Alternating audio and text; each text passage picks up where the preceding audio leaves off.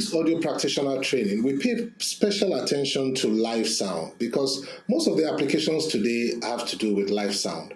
And we also pay attention to recorded sound, but on live sound, there are quite a number of things that need to be taught, like the difference between indoor live sound and outdoor live sound, the difference between setting up a mix for an indoor sound and setting up a mix for an outdoor sound, acoustic considerations for indoor and live sound and outdoor live sound, the difference between speech mix for speech and mix for music, the difference between different types of music, and sometimes where experts are called in simply because the style of music is different from what they are used to. So there is a lot of expression in knowing the difference between indoor and outdoor live sound and the different kinds of music, the difference between speech, interview, or music as a whole. Then another thing we look at very, very much is microphone techniques, the technique of miking instruments. The vocalists need to understand how microphones are used and what type of microphones they are holding or that has been put on the stand. Some microphones are not meant to be held. Some are meant to be held or can be put on the stand. The different way microphones behave depending on how you are singing into them or how you are speaking into them, and the different types of microphones that exist.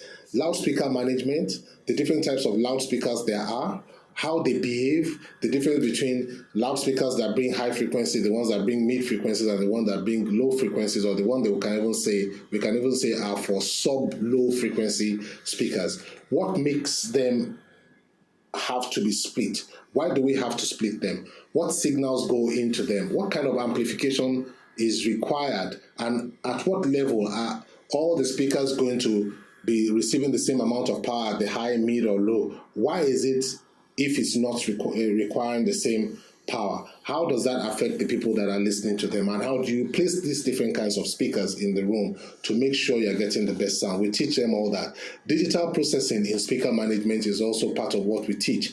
Whether the speaker management requires digital processing or analogous processing, who can set up, or can the engineer know how to set up by himself the way the basic setup of the speaker system is managed, how the speaker system itself is managed. Then, like I said, mixing techniques is very important.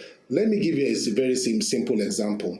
When you go into a hall and you are looking at a sound system setup, like equipment, what we call the backline, the instruments are set up, you will notice one thing very, very importantly. The drummer does not need any microphone before everybody in the hall can hear a snare drum. The pap, pap, pap, pap of the snare drum goes all over the place. The trumpeter, if you have a trumpeter, does not need any microphone before everybody can hear the loudness of his trumpet. Now look at these two things, and the drummer also has the toms and the kick and the snare and the hi-hats and all that, which have natural different levels of acoustic sound. Then the same thing with the saxophonist. The saxophonist also has a loud sound, and it may be louder sometimes than the trumpeter, but usually the trumpeter is louder.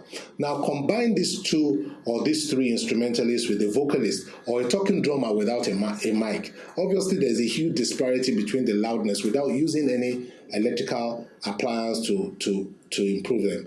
Mixing techniques teach the sound engineer the concept of knowing how to blend both the acoustic sound with the amplified sound to give the listener a balanced sound between everything. And sometimes you will discover that some of these instruments are mic'd only for the purpose of recording. If it's for the purpose of the people listening, you don't actually need to put a mic because you are already trying to balance their outputs with the acoustic sound that they are mixing compared to the other sources of sound that are not making that much acoustic sound. So that is why we take live sound as a very important topic, because in the studio all these considerations are gone because it is recorded and everything is coming from a recording, so you can do the balance based on what is recorded as electronically always. But in live sound you have to look at the balance between the behavior of the room, the acoustic loudness of the instrument, and most importantly, the way you can bring all the other sounds that don't have that